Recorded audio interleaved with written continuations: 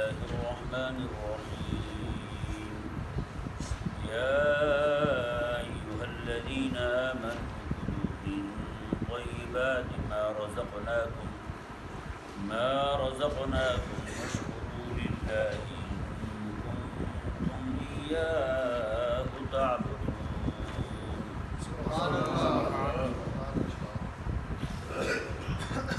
پیچھے آیت نمبر 168 میں اللہ تبارک و تعالی نے ارشاد فرمایا یا ایھا الناس کلوا مما فی الارض حلالا طیبا، اے ایمان اے لوگو تم حلال اور پاک چیزیں کھاؤ.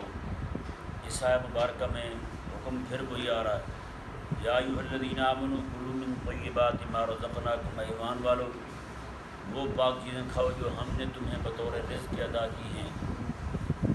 بات ایک ہی ہے لیکن وہاں پر یا ایھا الناس تھا، یہاں پر یا ایھا الذین آمنوا ہے. وہاں پہ خطاب عام تھا، سب لوگوں کو خطاب تھا، سب لوگوں کو یہ حکم تھا کہ تم نے حلال کھانا ہے. اور یہاں بطور خاص اہل ایمان کو فرمایا جا رہا ہے، مومنین کو فرمایا جا رہا ہے کہ تم نے حلال کھانا ہے. یہ ذہن میں رہے حلال کھانے سے ہی بندے کی دعائیں اور عبادتیں قبول ہوتی ہیں. ایک لقمہ حرام کا ہے، بعض روایات کے مطابق 40 دن تک اس بندے کی دعا قبول نہیں ہوتی جس کے اندر ایک لقمہ حرام کا چلا جائے. تو اس لیے انسان کو چاہیے کہ وہ اپنے کھانے کو حرام سے بچائے، وہی چیزیں کھائے جو اللہ تبارک و تعالی نے اس کے لیے حلال ٹھہرائی ہیں. بعض یہ حلال میں اور طیب میں بڑا ایک فرق ہے. اس میں کئی چیزیں حلال تو ہوتی ہیں طیب نہیں ہوتی جی، اور کئی چیزیں وہ ہوتی ہیں وہ حرامی ہوتی ہیں، وہ پلید بھی ہوتی ہیں. جیسے مثال کے طور پر دودھ ہے، دودھ حلال بھی ہے اور طیب بھی ہے، ٹھیک ہے نا. تو اگر اسی چیز کے اندر اس کے اندر کوئی چیز پڑ جائے تو وہ نہ حلال رہا اور نہ ہی طیب رہا. وہ اس کے آنے کی وجہ سے وہ ناپاک بھی ہو گیا. حلال تو ہے ویسے لیکن اس کے آنے کی وجہ سے وہ کیا رہا، ناپاک ہو گیا جی. اب اسی طرح کرے کوئی بندہ کسی کی دکان سے دودھ کا ڈبہ چوری کر لیتا ہے جی. اب وہ دودھ جو ہے وہ بذات خود پاک تو ہے لیکن ہے وہ حرام، اس کے استعمال کرنا جائز نہیں ہے. اس لیے یہ بڑی اہم چیزیں ہیں. کئی سارے نعوذ باللہ من ذالک لوگ جو ہیں اپنے ڈھکوسلے چھوڑتے رہتے ہیں. ایک بندہ پوچھنے لگا مسئلہ، کہتے جی کوئی بندہ اگر چوری کر لے بکری کسی جگہ سے اور اس کی گوشت جو ہے خود استعمال کر لے اور کھال جو ہے اس کی وہ کسی دربار پہ دے دے، کسی ملنگ کو، کسی مجاور کو، تو یہ حلال ہو جائے گا کھانا چوری کی بکری کا. میں نے کہا یہ تو پھر بندہ تجھے 4 تھپڑ مار دے، بعد میں تجھے ایک شربت شکنجی کا گلاس پلا دے، تجھے وہ معاف ہو جائے گا. پھر عجیب قسم کے لوگ ہیں، انہیں یہ سمجھ نہیں آتی کہ وہ کہتے ہیں جی ہے تو پاک نہ، آپ کون ہوتے ہیں حرام کرنے والے بکری ہیں؟ کیا بکری حلال ہے تو کھانی حلال ہوگی، وہ کسی کی بھی ہو؟ یہ نہیں سمجھ آیا مسئلہ. وہ کسی کی بھی ہو حلال تھوڑی ہو جائے گی ہیں. اس لیے کریمہ کا صلی اللہ علیہ وسلم، اب صوفیاء کو دیکھیں، وہ فرماتے ہیں کہ ایک بندہ گیا ایک بزرگ کے پاس، کہنے لگا کہ میری دعا قبول نہیں ہوتی. انہوں نے فرمایا صرف اپنے منہ کی حفاظت کر، اپنے منہ کی حفاظت کر. اس نے کہا جی وہ کیسے؟ انہوں نے فرمایا بھی رزق حلال اور صدق کے مقال 2 چیزیں قبول کر لے تو. اس نے کہا وہ کون سی ہیں؟ فرمایا کہ جو کچھ اندر جائے تیرے منہ کے وہ حلال ہو، جو کچھ باہر آئے وہ بھی حلال ہو. رزق حلال اور صدق کے مقال، میں یہ 2 چیزیں ضروری ہیں تیرے لیے. اگر ان 2 چیزوں کو تو اپنا لے تو فرمایا کہ تیری جو بھی تو آپ مانگے گا اللہ تبارک و تعالیٰ قبول فرمائے گا.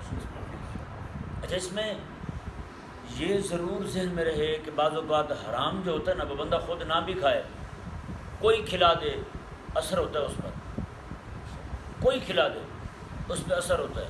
تو اس لیے بندے کو چاہیے کہ وہ کسی ایسے بندے کے ہاں کھانا کھائے جس کو پتہ ہو بھی وہ حلال ہی کماتا ہے. کیا کرتا ہے؟ حلال کماتا ہے بندہ جی، اور اس کی ساری کمائی حلال کی ہے. حجاج بن یوسف تھا نا، جب اس نے اپنا کام شروع کیا ظلم و ستم والا، تو کچھ لوگ تھے ایسے بڑے نیک تھے، ان کے بارے میں معلوم تھا کہ ان کی دعائیں قبول ہوتی ہیں، اسے اور کسی سے خطرہ لاحق نہیں ہوا، اسے ان سے خطرہ لاحق ہوا۔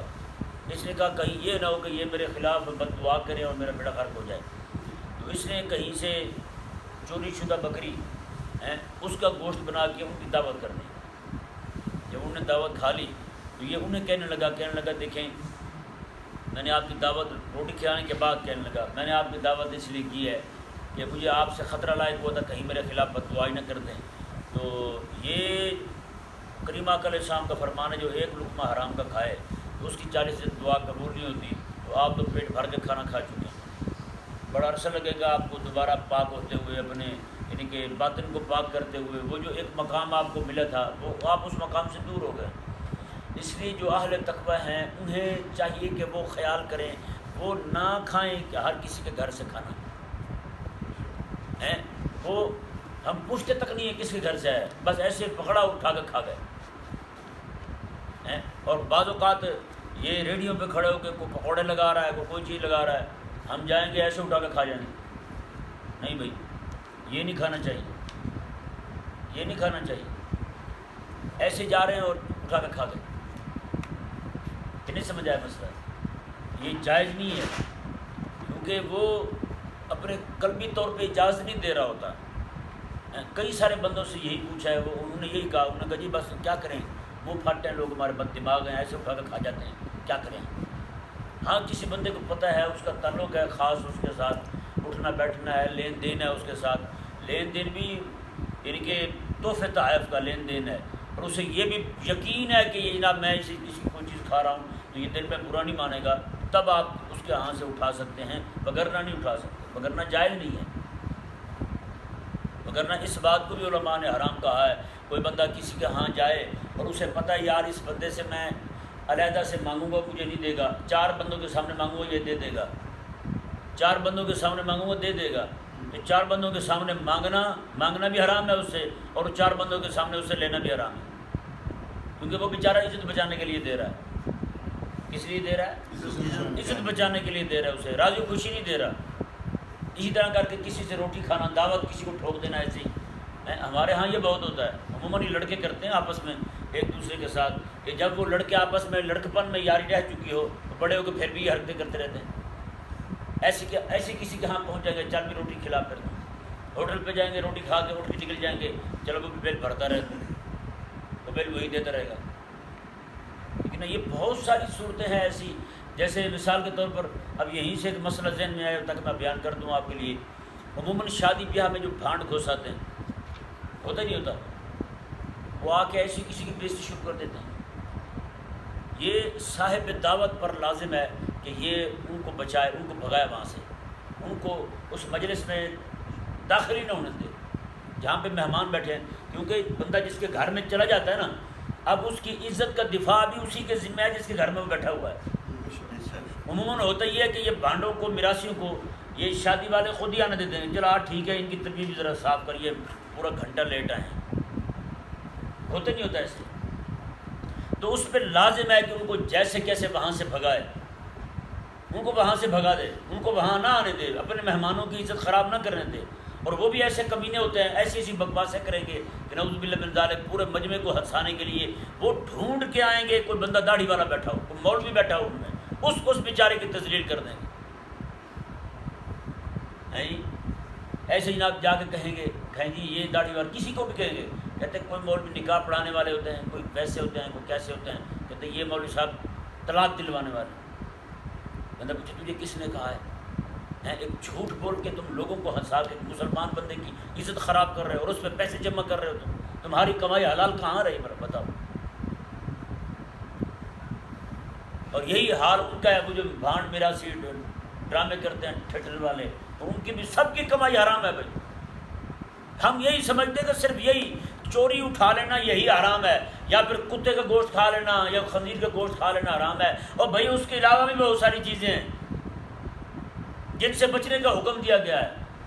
اچھا، اب کوئی مسلمان ہے بیچارہ، اسے پتہ ہے کہ یہ بندہ ذلیل ہے، یہ مجھے مجمع میں ہی جناب ذلیل کر دے گا، کوئی بکواس ایسی کر دے گا، اس سے اپنی عزت کو بچانے کے لیے کوئی 4 پیسے دے دینا، یہ اس کے لیے دینا گناہ نہیں ہے، اس کے لیے دینا گناہ نہیں ہے، کیونکہ اپنی عزت بچا رہا ہے۔ اس کے لیے لینا حرام ہے کہ یہ رشوت ہے، اس کے لیے لینا حرام ہے کہ یہ رشوت ہے۔ اور اسی طرح کر کے آپ کو پتہ ہے پولیس والے نے پکڑ لیا ہے، اور یہ ایسے حلال خور ہیں کہ یہ حرام تو جانے نہیں دیتے اندر، کہ نہیں؟ آپ کو پتہ ہے اس نے نہیں چھوڑنا آپ کو، تو وہاں بھی اگر آپ پیسے دے دیتے ہیں اسے تو یہ آپ کے لیے حرام، مطلب گناہ نہیں ہے، آپ کے لیے گناہ نہیں ہے، آپ گناہ سے، یہ آگے آ رہا ہے الا من الرف مخمصۃ، آپ کے لیے گناہ نہیں ہے، آپ بچ جائیں گے گناہ سے، ٹھیک ہے، لیکن وہ گناہ گار ہے، وہ رشوت ہے، کہ نہیں سمجھ آیا مسئلہ؟ وہ گناہ گار ہے، آپ گناہ گار نہیں ہیں، کیونکہ آپ کو پتہ ہے آپ نے چھوٹنا نہیں ہے، آپ کا بچاؤ کا وہ راستہ ہے ہی نہیں، اس نے تو لے دے جانا ہے آپ کو۔ حضرت سیدنا عبداللہ بن عمر رضی اللہ تعالیٰ عنہما، آپ جا رہے تھے، آپ نے ایک بندے کو دیکھتے ہی نا اپنی جیب سے پیسے نکالے اور اسے دے دیے، اسے تھما دیے۔ لوگوں نے پوچھا کہ آپ نے اسے کیوں پیسے دے دیے؟ حضرت سیدنا عبداللہ بن عمر رضی اللہ تعالیٰ عنہما ارشاد فرماتے ہیں، میں کہ یہ بندہ جو ہے نا ایسی باتیں کرتا ہے جس سے لوگوں کی عزت خراب ہو جاتی ہے، ٹھیک ہے نا، تو اپنی عزت بچانے کے لیے کسی کو کچھ دے دینا، یہ دینے والا بندہ گناہ گار نہیں ہے، اگرچہ لینے والا گناہ گار ہی ہے، کہ نہیں سمجھ آیا؟ اب اس سے یہ ثابت ہو گیا کہ کوئی بندہ کسی کے پاس جا کے ایسے زبردستی دعوت ٹھوک دے، یا ایسے ہی نہ مجموعے کے اندر اس سے کوئی چیز مانگ لے جسے پتہ بھی تنہائی میں نہیں دے گا لیکن لوگوں کے اندر شرم و شرمی یہ دے دے گا، تو ایسی حالت میں اس سے لینا بھی ناجائز ہے، اس سے دعوت کھانا بھی ناجائز ہے، صرف وہی حرام نہیں ہوتا جو چوری کا ہو، یہ بھی چوری کا ہی ہے، کہ نہیں؟ اور ایک بات اور بھی دیکھیں، عموماً ہوتا یہ ہے کسی کا ہاں کوئی دعوت ہو تو وہ بلائے جی میں نے آپ کا کھانا بنایا تو آپ آ جائیں، آپ جائیں اور ساتھ 4 بیٹے بھی لے جائیں، ساتھ 4 بیٹے بھی لے جائیں، 7 دوستوں کو، نہیں بشیر تو بھی چل یار کچھ نہیں ہوتا، چل چل تو بھی چل، نہ یہ جائز نہیں ہے جب تک کہ اس کی طرف سے اجازت عام نہ ہو۔ اور اجازت عام آپ کو پتہ ہے ہمارے اور میں صرف اور صرف انہی محفلوں میں ہوتی ہے، جلسوں میں ہوتی ہے، اور کسی چیز میں نہیں ہوتی۔ کریم آقا علیہ السلام کا فرمان شریف ہے، آقا علیہ السلام نے فرمایا جو بندہ کسی کے ہاں بغیر دعوت کے بغیر بلائے چلا جائے اور وہاں سے روٹی کھا کے آ جائے، آقا علیہ السلام وہ ایسا جیسے چوری کھا کے آ رہا ہے، وہ چور ہے، یہ حضور کا فرمان ہے۔ کیا ہم اس بات کا دھیان کرتے ہیں کہ کہیں جائیں روٹی کھانے کے لیے کوئی بلائے بندہ صرف مجھے بلا رہا ہے اور میں 4 بندے اور بھی ساتھ لے کے چلا جاؤں؟ اگر آپ کو جانا بھی ہے وہاں پہ، اگر مجبوری بن گئی ہے کہ آپ نے کسی کو لے کے جانا ہے تو آپ اس سے اجازت لے لیں، آپ اسے کہیں جی میں مجبور ہوں عادت سے، کیونکہ میں جہاں بھی جاتا ہوں اکیلا نہیں جاتا، اتنے بندے کم از کم لے جاتا ہوں کہ بعد میں انہوں نے جن لوگوں کے لیے بنایا ان کا بھی کھانا نہ بچے، تو لہٰذا بندے میں ہی لے کے آ رہا ہوں، آپ نے کسی اور کو نہیں بلانا، کیونکہ آپ یہ خطا کر بیٹھے ہیں، آپ نے مجھے حضرت صاحب کو بلا لیا ہے، تو حضرت صاحب تو بڑے ٹیکے کے ساتھ آتے ہیں جہاں بھی جاتے ہیں، کچھ نہیں بچاتے پھر ان کا، تو بھائی یہ بھی منع ہے، صرف وہی حرام نہیں ہے جو چوری کا ہو۔ اس بندے کو بھی کریم آقا علیہ السلام نے چور فرمایا، کہ نہیں سمجھ پڑا مسئلہ؟ ہاں، اور اچھا وہاں چلے جاتے ہیں آپ، کوئی ایسا یعنی کام ہے جو وہاں کے عرف کے، اب عموماً ہمارے ہاں کیا ہو رہا ہے شادی بیاہ میں، یہاں تو بہت کم ہے لیکن دیہاتوں میں بہت زیادہ ہوتا ہے، ہوتا یہاں بھی ہے، یہ نہیں کہ یہاں نہیں ہوتا، ہوتا یہاں بھی ہے۔ ہوتا کیا ہے جی، عورتیں شاپر لے کے جائیں گی، بندے بھی شاپر لے کے جائیں گے، اس میں سے جناب کھانا چوری کیا اور وہاں سے نکل آیا۔ اب ہوتا کیا ہے، وہ بیچارہ جو صاحب دعوت ہوتا ہے وہ بیچارہ باقی جو لوگ بچ جاتے ہیں ان کے سامنے ذلیل ہو رہا ہوتا ہے۔ 3-4 عورتیں کٹ کر کے بیٹھ جائیں گی ایک ہی جگہ پر، بس انہیں شاپر لیا ہوں گے، نیچے کیا جناب میز کے یا جناب کپڑے کے اندر چھپایا، پوری جناب تھال جو ہے نا پوری پرات جناب چل شاپر کے اندر، دوسری آئی چل شاپر کے اندر، اور 4 عورتیں جو بیٹھی ہوئے ہیں 4 شاپر ہی بھر لیں 4 پراتوں کے، تو بتائیں وہ بیچارہ کیسے پوری کرے گا؟ اور پیچھے اچھے بھلے لوگ، سمجھدار لوگ جو کہتے ہیں ہم تو بھائی چوری نہیں کھاتے، ہم تو اپنا حلال ہی کھاتے ہیں، وہ بھی بیٹھے مزے کے ساتھ گھر بیٹھے کھا رہے ہوتے ہیں، چوری کا مال کھا رہے ہوتے ہیں۔ تو بھائی ساتھ ساتھ یہ بھی حرام خوری ہے، اسے بھی ہمیں ترک کرنا ہے۔ ہم نے صرف وہ 4 مسئلے پکڑے ہوئے ہیں، بس وہی سنتے ہیں، مولوی کو کہتے ہیں مولوی صاحب یہی بتانا ہے آپ کو۔ ہونا یہ چاہیے کہ جب بھی ایسی کوئی مجلس ہو، شادی بیاہ ہو، کسی بھی طرح کی کوئی محفل ہو، تو وہاں پہ کھانا بنایا جائے تو وہاں بندہ ایک کھڑا ہو کے بتایا انہیں کہے کہ خدا کے بندو یہ حرام ہے، آپ کا صاحب دعوت کی اجازت کے بغیر وہاں سے کوئی چیز لے کے اٹھا کے بھاگنا یہ جائز نہیں ہے. لیکن اب کریں کیا کریں کیا جی؟ لوگ تو پڑے ہوئے انہیں کاموں میں. اللہ تبارک و تعالی ہمیں سمجھ عطا فرمائے. جیسے وہ رات ایک بندے نے تحریر بھیجی، وہ بڑی ہی عجیب تھی. وہ کہتے کہ ایک بندہ شادی کی مجلس بھی تھی، اس میں وہاں چلا گیا بندہ، تو وہاں بیٹھا، اس نے دیکھا کہ اکیلا ہی بندہ بیٹھا ہے، وہ اس کے پاس بیٹھ گیا. تو کہتے جی میں وہاں جا کے بیٹھا تو مجھے کہنے لگا جی بندے آج کل نا دور بڑا خراب آ گیا. اس نے کہا جی وہ کیسے؟ اس نے کہا کل ایک بندہ ہے میرے پاس تیل ڈلوانے کے لیے، گاڑی میں ورک شاپ تھی اس کی، تیل ڈلوانے کے لیے آیا ہے. کہتا ہے وہ ضرور 2500 روپے کا تیل ڈلوایا تھا اس نے، اس میں سے 1000 روپے جیلی دے گئے. اب بتائیں. کہتے جی پھر؟ کہتے ہیں یہ تو اللہ تعالیٰ نے مجھے بچا لیا ہے کہ میں نے تیل جو ہے وہ جیلی ڈالا تھا. کہتا ہے اگر میں نے اصلی ڈالا ہوتا کہتا میرے تو بیڑا غرق ہو جانا تھا. 1000 روپے میں کہاں سے بھرتا بھلا بتاؤ. کہتے جی وہ میں نے اس سے پوچھا، میں نے کہا جی وہ پھر آپ نے 1000 روپے کا کیا کیا ہے؟ کہتے وہ میں نے آ کے ذلیل کو، دولہے کے ابے کو پکڑا دیا ہے اسلامی میں. ہیں اب بتائیں مارا بھی وہی گیا ہے جس نے 1000 کا لعاب دہن اسے لگا دیا ہے، 1000 کا لعاب دہن ادھر لگا لیا ہے، 2500 کا اسے لگایا نا، سارا تیل اس نے جیلی ڈال دیا ہے، اور یہاں 1000 روپے حصہ مار کے بیٹھا ہے. تو اسے بھی جیلی دے دیا اور بیٹھ کے جناب کہتا جی کھانا کھانے کے بعد کہنے لگا شکر الحمدللہ. ہیں اب یہ بھی ذہن میں رہے، کھانا حرام چیز کھانے کے بعد الحمدللہ پڑھنے والا بندہ بھی مومن نہیں رہتا. حرام چیز کھانے پر بسم اللہ پڑھنے والا بندہ بھی مومن نہیں رہتا. ہیں چوری کرتے ہوئے بسم اللہ پڑھنے والا بھی بندہ مومن نہیں رہتا. زنا کرتے ہوئے بسم اللہ پڑھنے والا بندہ بھی مومن نہیں رہتا. اور زنا کر کے شکر الحمدللہ پڑھنے والا بندہ بھی مومن نہیں رہتا. وہ اصل میں معاملہ یہ ہے کہ ہم ان چیزوں کو کچھ سمجھتے بھی نہیں ہیں. یہ آپ مسئلہ جو میں نے آپ کے سامنے بیان کیا نا، یہ خاص طور پہ آپ اپنے دوست احباب کو جہاں بھی بیٹھے بیان کریں، اور یہ زیادہ خواتین کو بیان کرنے کی ضرورت ہے. صاحب دعوت کی طرف سے بالکل ہی جاتے ہیں. میں کہتا ہوں میں حیران ہو گیا. ایک جگہ چلے گئے، ایک بزرگ بیٹھے تھے وہاں، تو وہ انہوں نے کیا کیا، کھانا جو ہے نا گوشت اور چاول، میٹھے چاول، انہوں نے صاحب دعوت کو بلایا. انہوں نے کہا یار اگر اجازت دو تو میٹھے چاولوں پر میں یہ سالن ڈالوں. اس نے کہا جی یہ آپ کو اجازت ہے، آپ جیسے مرضی کریں. انہوں نے کہا کیونکہ یہ عرف میں یہ ڈالتے نہیں ہیں میٹھے چاولوں پر. کہ نہیں سمجھ آیا؟ انہوں نے کہا عرف میں، ہمارے عرف میں میٹھے چاولوں پر سالن ڈالتے نہیں ہیں، یہ نمکین چاولوں پر ہی ڈالتے ہیں سالن. اور یہاں تو ویسے ہی جناب وہ روٹی کے ساتھ کھانے کے لیے بنایا گیا ہے. میں نے کہا دیکھیں یار جنہیں تقوی ہے وہ ایسے کرتے پھرتے ہیں، وہ پوچھ کے کرتے ہیں، اور جو بیچارے ہمارے جیسے ہیں وہ گھر سے شاپ پر لے کے جاتے ہیں. تو رب تبارک و تعالی نے یہاں بطور خاص اہل ایمان کو فرمایا کہ یا ایھا الذین آمنوا، اے ایمان والو، کلوا من طیبات ما رزقناکم واشکروا للہ.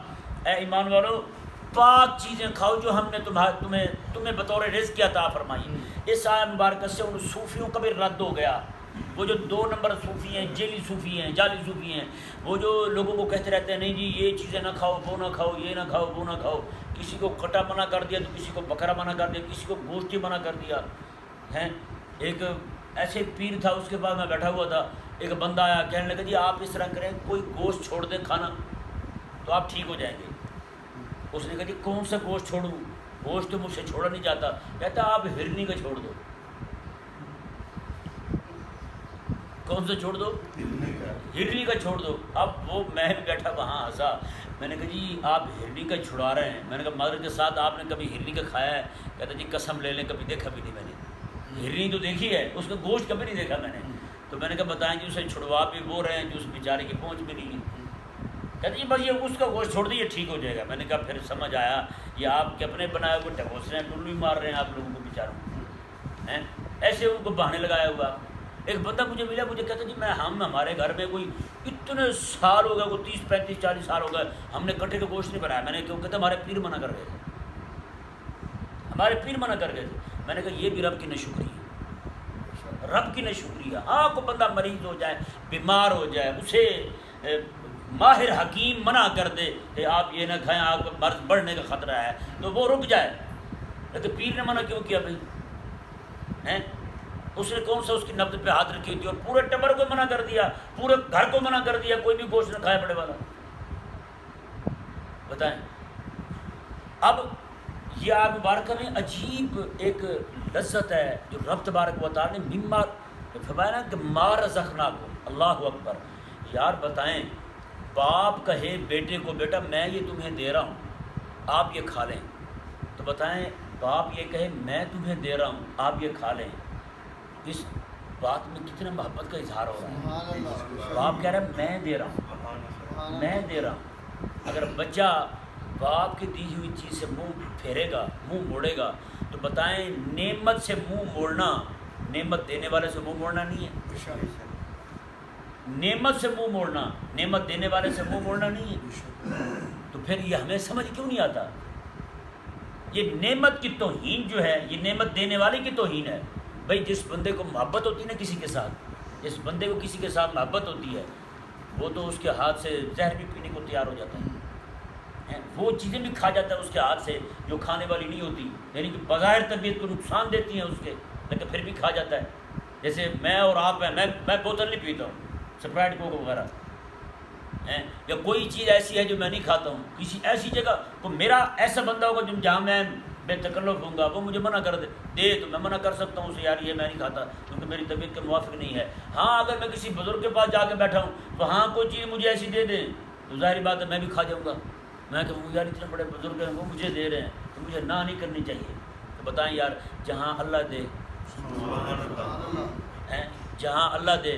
وہ حضرت ایاز سے نا سلطان محمود غزنوی رحمہ اللہ کے پاس ایک دن انہوں نے کیا کیا کہ وہ بالٹی کی طرح ایک ہوتا ہے نا بالکل کھٹا ٹھیٹ ہوتا ہے، وہ کیا ہوتا ہے وہ منڈی میں ہوتا ہے یار ماشاء اللہ سارے، وہ کہتا ہے ایک بلوچ قوم تے بڑا اللہ تعالیٰ کا فضل ہے، انہوں نے کہا انہوں نے کہا دو چیزاں ایسی دو بلوچوں کو ملی ہیں کسی کو نہیں ملی۔ اس نے کہا وہ کیا؟ اس نے کہا ایک تو ہمارا حافظہ مضبوط ہوتا ہے، کہتا دوسرا یاد نہیں ہے اس وقت۔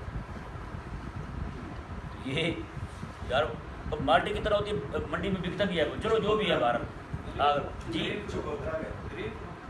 ہاں گرے فروٹ کہتے ہیں اسے، بہرحال نام اس کا یہی ہے، ہماری زبان پتہ نہیں کیا کہتے ہیں، چلو چھوڑو یار جو بھی ہے، آپ سمجھ گئے نا وہ کیا چیز ہے۔ وہ سلطان محمود غزنوی رحمہ اللہ نے، آپ کے سارے وزیر بیٹھے ہوئے ہیں اور حضرت ایاز بھی بیٹھے ہوئے ہیں، انہوں نے سب کو دے دیا ایک ایک، سب نے مالٹا سمجھ کے چھیلا، جیسے زبان لگائی فوراً اب تھوک کے نا اسے پھینک دیا، نہیں۔ ایاز کو جب دیا تو ایاز نے چھیلا اور مزے لے کے کھا رہا ہے، اس نے کھاتا بھی ہے، اس طرح نہیں کرتا، کہتا واہ واہ واہ۔ سلطان محمود غزنوی کو بھی شک ہوا، اس نے کہا کہیں اس کی طرف مالٹا تو نہیں چلا گیا ہیں، باقی گریپ فروٹ کھا رہے ہوں وہ والا کھٹے والا اور اس کو میٹھے چلا گیا، وہ بڑے مزے لے کے کھا رہا ہے۔ جب سلطان نے لے کے اسے چکھا نا تو باقی کھٹا تھا، وہ تو گریپ فروٹ ہی تھا۔ سلطان نے کہا باقیوں سے پوچھا، انہوں نے کہا تم نے پھینک کیوں دیا اسے؟ انہوں نے کہا یہ کھٹا تھا، ہم نے اپنا مزاج خراب کرنا تھا۔ اس سے پوچھا یار یہ کھٹا کیوں کھا گیا تو اور مزے لے کے کھا رہا ہے؟ اس نے کہا جس کے ہاتھ سے آج تک میٹھا کھاتا رہا ہوں، آج کھٹا آ گیا تو کیا ہو گیا؟ آج کڑوا آ گیا اس کے ہاتھ سے تو کیا ہو گیا ہیں؟ اس نے کہا جس طرح وہ میں مزے لے کے کھاتا ہوں اس طرح میں یہ بھی مزہ لے کے کھاؤں گا۔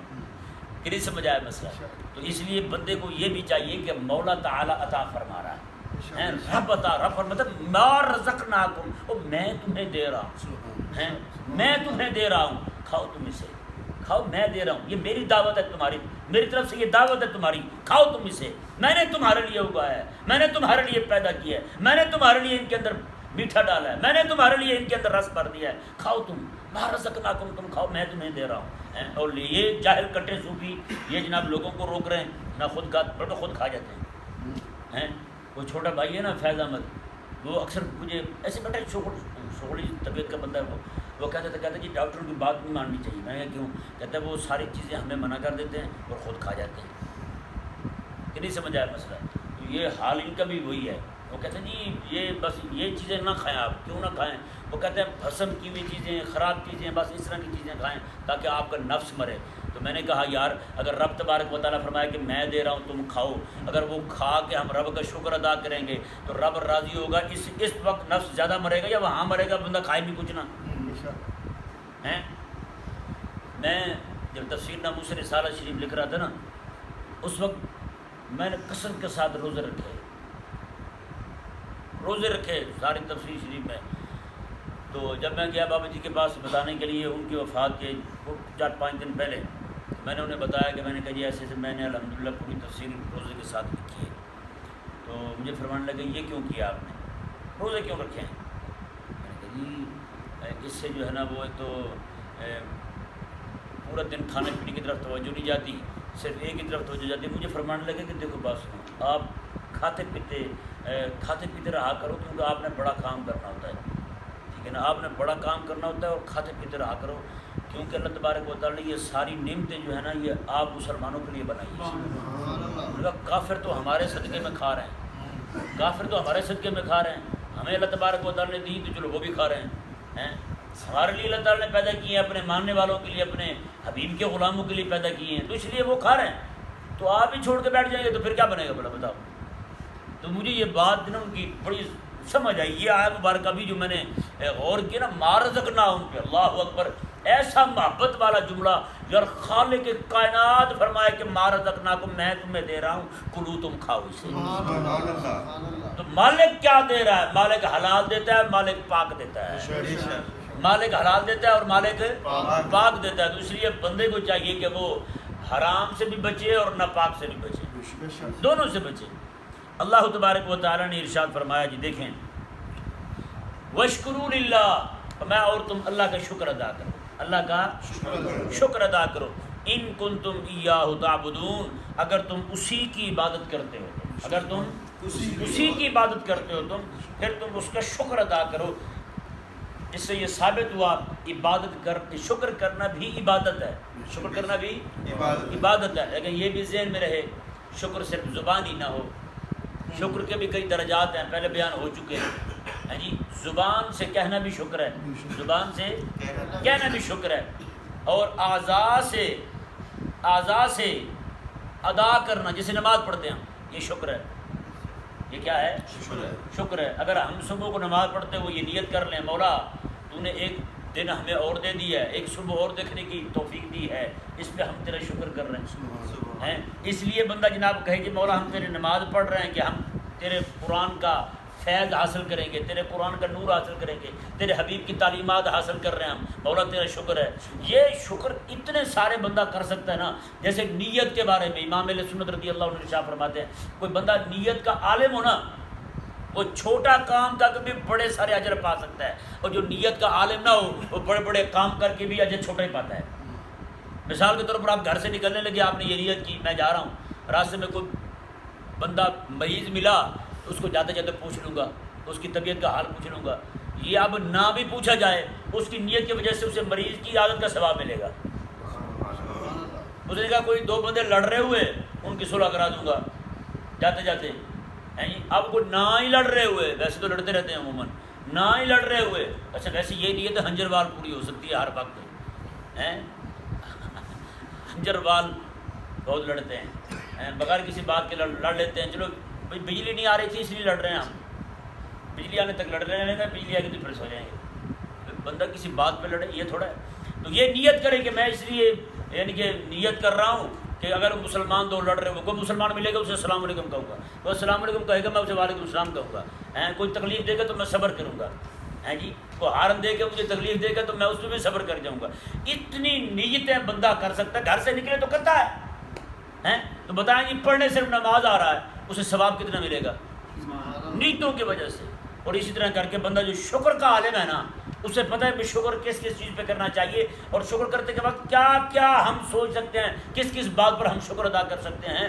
تو اتنا بندہ رب تبارک و تعالیٰ سے بات چھوٹی ہو لیکن شکر کے طریقے مختلف زاویوں سے وہ شکر کرتا جائے رب تبارک و تعالیٰ کا، تو وہ اجر بھی زیادہ ہی پا سکتا ہے. جیسے نیتیں زیادہ کرنے سے، مختلف اعمال کی نیتیں کرنے سے اسے ثواب ملے گا. ایسے ہی آپ جناب یہ کہیں کہ مولا تعالیٰ نے مجھے ایک صبح عطا فرمائی تو میں نیت کرتا ہوں کہ یہ شکر ادا کرتا ہوں اس پر. میں مسجد میں گیا تو مجھے اپنے امام کو مل گیا میں نے، نیکوں کی زیارت ہوتی ہے، میں امام کو میں نے مل لیا، اپنے امام کو میں نے دیکھ لیا، اللہ تعالیٰ کا شکر ادا کرتا ہوں، میں نے اپنے مسلمان بھائیوں کو دیکھ لیا، اللہ تعالیٰ کا شکر ادا کرتا ہوں، میں نے سب کو دیکھا، سارے تندرست بیٹھے ہوئے تھے، میرے روز کے ساتھی ہیں، روز میرے ساتھ قرآن پاک بیٹھ کے پڑھتے ہیں، میں اس پر اب تبارک و تعالیٰ کا شکر، وہ اتنے شکر ہو سکتے ہیں، میں کہتا ہوں بندہ صرف تھوڑا سوچنے والا ہو، غور کرنے والا ہو، اتنے سارے شکر ہیں، اللہ اکبر، یہ تو ایسا علم ہے نہ ختم ہونے والا ہے، صرف اسی بات پہ اگر بات کو کھول لینا مزید اسے تو پتہ نہیں کتنا وقت درکار ہو ہمیں، صرف اس بات پر کہ آپ مسجد میں آئے ہیں، اس بات پر شکر ادا کرنا رب تبارک و تعالیٰ، سبحان اللہ، صرف اس بات پر شکر۔ حضرت سیدنا شیخ سعدی رحمہ اللہ شاہ فرماتے ہیں ایک سانس جو ہے نا، ایک سانس اس پر 2 شکر واجب ہیں، ایک سانس پر، کہ وہ ہوا جو باہر ہے اندر نہ آئے تبھی بندہ مرتا ہے، جو اندر ہے باہر نہ آئے تبھی بندہ مرتا ہے، تو فرمایا کہ صرف ایک سانس پر 2 شکر واجب ہیں، تو بتائیں بھی پھر ہر سانس پر کتنے شکر واجب